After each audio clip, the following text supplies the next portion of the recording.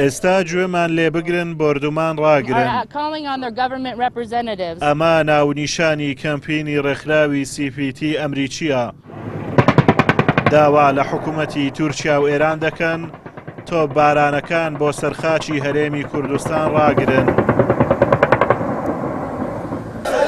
چیتر خەڵکی سڤیلی ناوچەکە نەکەنە قوربانی ململانێ سیاسیەکانیان.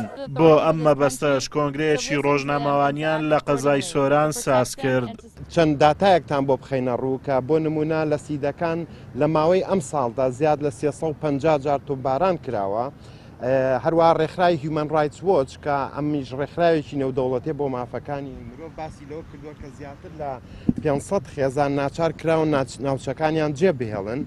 و CPT ڕێکخراوەکەمان بە ژمارەی زۆری پێشەلکاریەکانی بواری مرۆیی با بڵێن تۆمار کردووە بە بەڵگە کردووە. بۆ نمونە لە هەنێ ناوچە سەربازان لە بنکە سەربازیەکان تۆبارانی منداڵانیان کردووە، منداڵانیان شەید کردووە و هەروەها فڕۆکەکان سیارەی مەدەنیان تۆباران کردو و خەڵکیان تێدا کوشتووە کە لە ڕێگایەکی گشتی ئەویان بەکارهێناوە.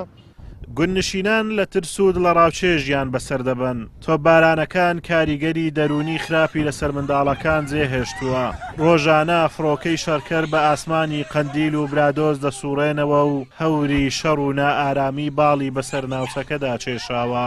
قوربانیانی بردومانەکانی تورکیا و ئێران هیچیان بە شەهید نەنووسراون لە حکوومەتی هەرێم و قەرەبوش نەکراونەتەوە. سەرەڕای ئەمانەش بەپێی راپۆرتی ڕێکخراوی CPT هۆکاری ناڕاستەقینە بۆ مردنیان تۆمار کراوە.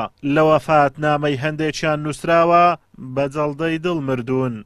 من دڵشاد خدر حەمەدەمین لە 1 2015 بەر بردومانی فڕۆکەکانی تورکیا کەوتین لە گوندی زارگەڵی 5 هەندامی خێزانەکەم لە دەستدا تەواوی ماڵمان خاپور بوو بەسەرێکدا ڕووخا. ئەو کاتێ ئێمە جەنابی سەرۆکی هەرێمی کوردستان دی بەڕێز جەنابی کاک مەسعود خۆی لەگەڵ ئێمەدا کۆبەوە و جەنابیشان فەرمی فەوری عالەجی ئەو ماڵانە بکەن کە لەوێن دەرن بەر بردومانەکە کەوتونە شوێنی نیشتەجێبوونیان بۆ دیاریکەن. بەداخۆی مەتاکو ئێستا لە پەناهەندەی و ئاوارەیی ژیان بەسەر دەبین. گوندەکەمان تەواو چۆڵ کراوە، خەڵکەمان هەموو ئاوارە و سەرگەردان و کرێچیە.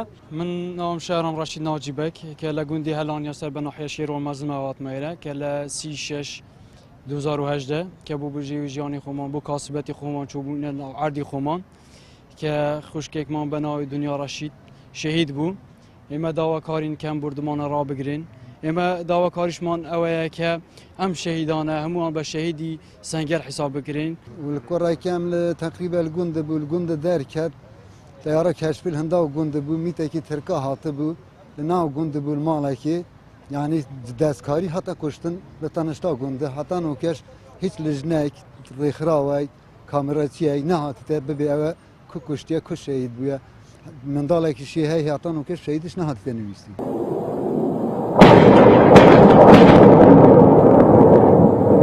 زیاتر لە 3 دەیەیە ناوچە سنووریەکانی هەرێمی کوردستان ئارامیان لێ هەڵگیراوە و بەردەوام وڵاتی تورکیا و ئێران بە بیانووی لێدان لە پارتەنەیارەکانیان ناوچەکە بردومان دەکەن و بەو هۆیشەوە تا ئێستا 325 خێزان لە چۆمان و 500 خێزانیش لە برادۆس ناوچەکەیان جێهێشتووە. زەویە کشت و کاڵیەکانیشیان لە ناوچوون و بەهۆی شەڕەوە ژەهراوی بوون.